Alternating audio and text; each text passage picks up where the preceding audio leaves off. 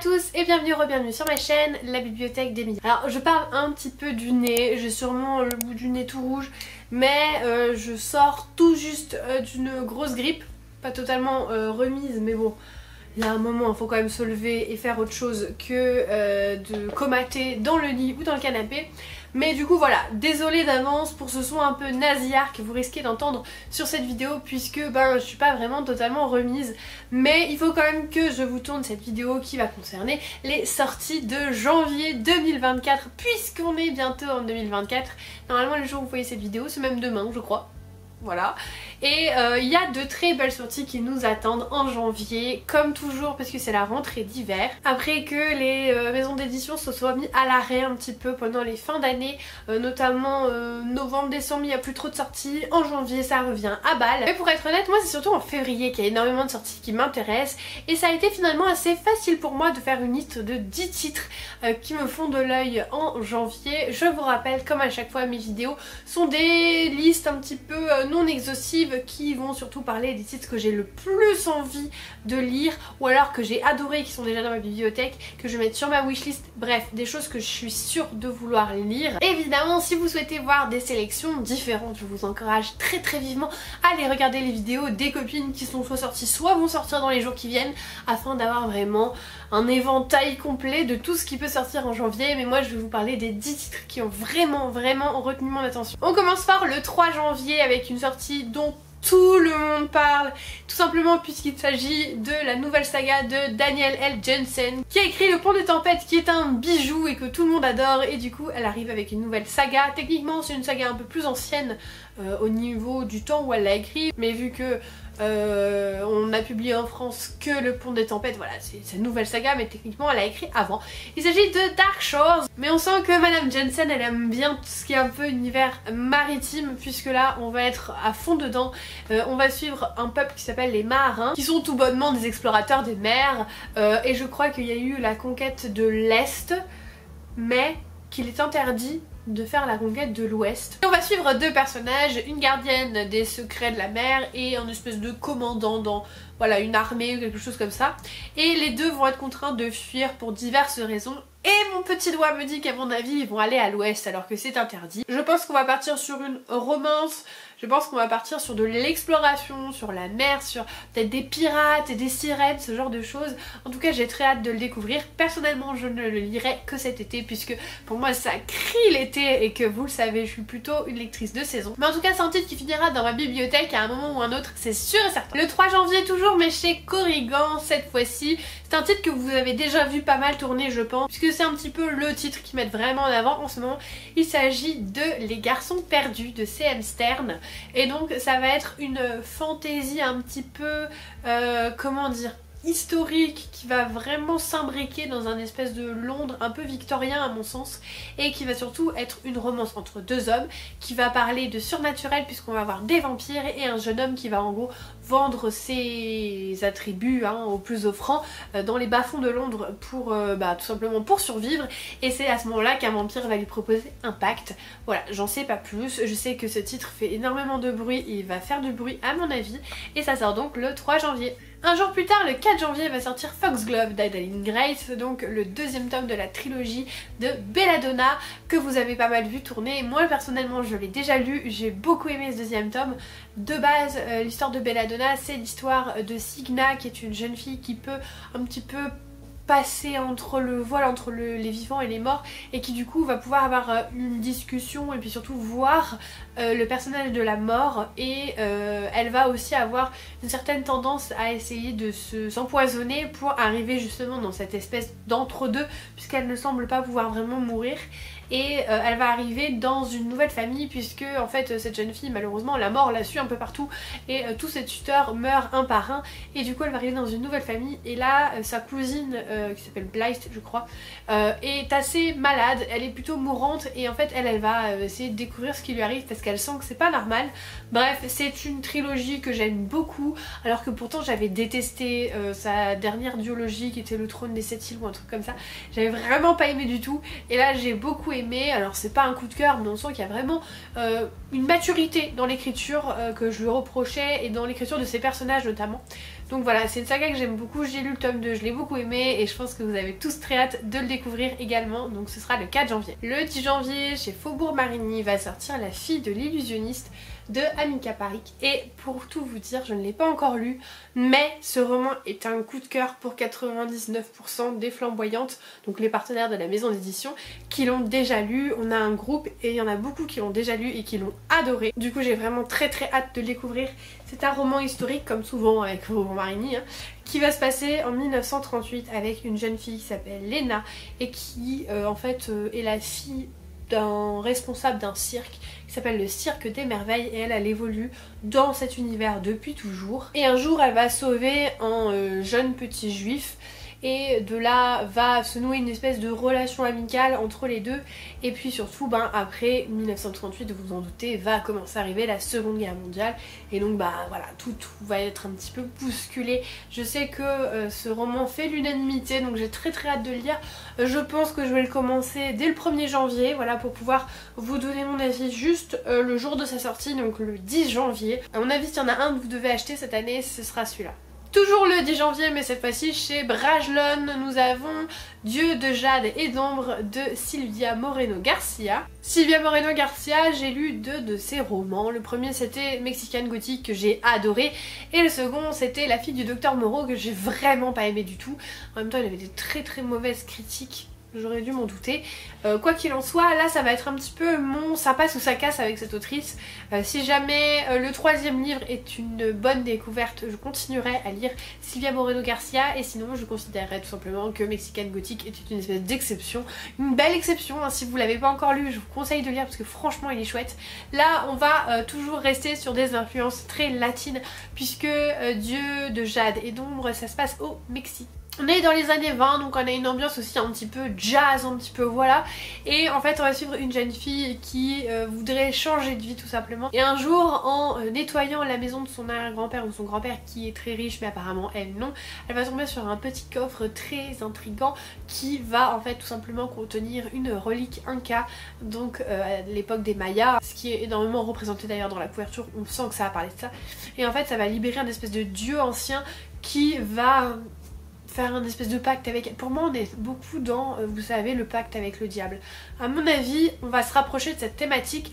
En tout cas moi ça m'intrigue parce qu'il y a vraiment ce côté un peu surnaturel que j'aime beaucoup, qui m'avait manqué dans La fille du docteur Moreau, qui était un peu plus scientifique que surnaturel, et qui était un petit peu long, hein, pour tout vous dire, je l'ai trouvé très long. Donc j'espère que ce 3e titre saura me convenir, saura me redonner l'amour de cette autrice, parce que vraiment son premier titre avait été tellement une belle découverte pour moi que je refuse de me dire que c'était une exception. Donc voilà, ça je vais l'acheter, mais je pense que je le lirai cet été aussi, parce que tout ce qui est Mexique, Inca et tout machin, pour moi c'est vraiment une lecture d'été, et j'aimerais bien le lire dans les meilleures conditions. Donc à mon avis ça attendra un petit peu avant que je le lise, mais c'est sûr que ça rejoindra ma bibliothèque. Le 10 janvier chez Kalman Levy va sortir le second tome de la saga, alors qui est pas vraiment une saga, qui est plus un ensemble de tomes compagnons de recherche Gentleman Fortuné, donc de Sophie Irwin. Cela, ce sera Scandale à Bath, le nom, donc vous vous doutez qu'on va être vraiment dans cette Angleterre victorienne qu'on aime tant, à l'ambiance très Bridgerton, très orgueil et préjugés. Et là on va suivre une jeune fille qui s'appelle Elisa, qui est veuve depuis pas longtemps et qui va se rendre à Bath, et en fait un petit peu voilà pour se reposer, pour se ressourcer, et là-bas elle va devoir en fait gérer un triangle amoureux, puisqu'elle a un comte qui la séduit, mais aussi un lord un petit peu rebelle. On est dans ces romances historiques très traditionnelles, très typiques, mais que moi j'aime beaucoup, et j'avais beaucoup aimé le premier que j'avais trouvé très drôle. Donc j'ai hâte de découvrir ce second tome qui sera d'ailleurs envoyé par la maison d'édition, donc je suis trop contente, j'ai trop hâte qu'il arrive, parce que ça c'est une lecture que je ferai dans le mois de janvier, vous êtes sûrs. J'avais passé un trop bon moment avec le premier tome, donc j'espère que le second tome sera à la hauteur. Le 11 janvier chez Deux Sactus va sortir God Killer. C'est écrit par Anna Kanner, et on va suivre l'histoire d'une jeune fille qui est une tueuse de dieux, qui déteste les dieux puisque les dieux ont fait assassiner sa famille, et qui un jour va avoir l'occasion de tuer un dieu, mais si elle le fait elle risque de tuer une petite fille en même temps, et du coup elle se refuse à le faire, et donc elle va lui laisser la vie sauve, mais elle va l'accompagner dans une étrange cité pour essayer d'avoir des faveurs d'anciens dieux des choses comme ça. Ils vont être rejoints par d'autres personnes. Le résumé me semble aussi flou que ce que je suis en train de vous dévoiler, mais je sais qu'il y a d'excellentes critiques en VO, donc celui-là il me faisait un petit peu de l'œil. C'est vrai qu'en plus ils ont fait une très jolie version, mais je ne suis pas encore sûre de l'acheter en hardback, tout simplement parce que je commence à revoir ma consommation de manière globale, que ce soit au niveau du nombre d'achats ou aussi du nombre de reliés, puisque je trouve que finalement les reliés c'est bien, mais voilà, il y en a trop. Donc celui-là j'hésite vraiment à me l'acheter en paperback, parce que avec De Saxus ces derniers temps je suis un peu déçue, donc j'aimerais pas acheter un hardback que en fait je ne vais pas garder, ce serait quand même dommage et c'est déjà beaucoup trop arrivé. Du coup voilà, celui-là il est sur ma liste parce que je sais qu'il a de très bons échos, donc j'ai envie de lui donner sa chance, mais je sais pas encore sous quel format je vais me le procurer. Écoutez, on verra le jour où je suis en magasin et que je me décide, mais c'est pas une priorité par contre, c'est clairement pas le livre que j'ai le plus envie de lire sur cette sélection, mais il me fait quand même très envie. Le 11 janvier, cette fois chez Michel Lafon, va sortir le 3e et il me semble le dernier tome de la saga Atlas, donc ce sera le complexe d'Atlas. C'est écrit par Olivier Blake, c'est la suite de The Atlas Leaks et le paradoxe d'Atlas que j'ai dans ma bibliothèque et que je l'ai pas encore lu. Ok d'accord, d'habitude je mets pas les tomes suivants quand j'ai pas lu le précédent, mais j'ai tellement aimé Atlas Leaks que aucun doute sur le fait que je vais adorer le paradoxe d'Atlas, et vraiment j'ai très hâte de pouvoir continuer cette saga. Je l'ai mis en pause finalement pas si longtemps que ça parce que j'ai pas lu le tome 1 il y a très longtemps, mais j'ai tellement envie de continuer. En fait à la base c'est l'histoire de 6 étudiants, les 6 étudiants les plus brillants de leur génération, les 6 magiciens même je dirais les plus brillants de leur génération, qui vont être sélectionnés pour intégrer une société secrète qui s'appelle la société alexandrienne et qui va en fait être la gardienne des magiciens, les chefs politiques des magiciens, bref, voilà, c'est eux qui agissent un petit peu dans l'ombre et pas dans l'ombre, et en fait ils se retrouvent tous les 6 comme ça, et puis au moment où on les amène, on leur dit que voilà ils vont rester 1 an, mais qu'à la fin de l'année ils seront plus que 5. Donc là tout le monde commence à se dire qui c'est qui va mourir et qui va tuer qui.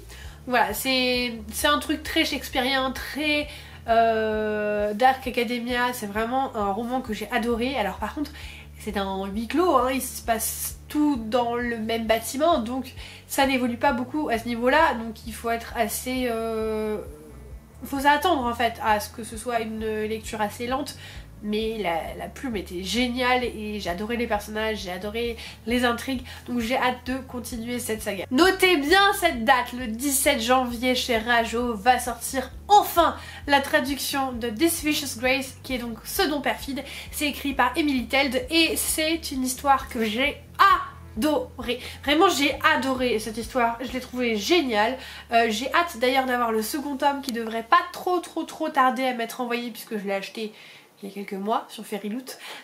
C'est une histoire que vous allez adorer, vraiment j'espère voir plein de critiques sur ce livre parce que ça fait 2 ans que je l'ai lu, 1 an, 2 ans, et je l'ai tellement aimé et c'est tellement agréable en fait de voir quand un livre que vous avez adoré sort enfin en français et qu'il y a plein d'autres gens qui l'adorent et que vous pouvez en parler avec plein de gens, c'est tellement chouette.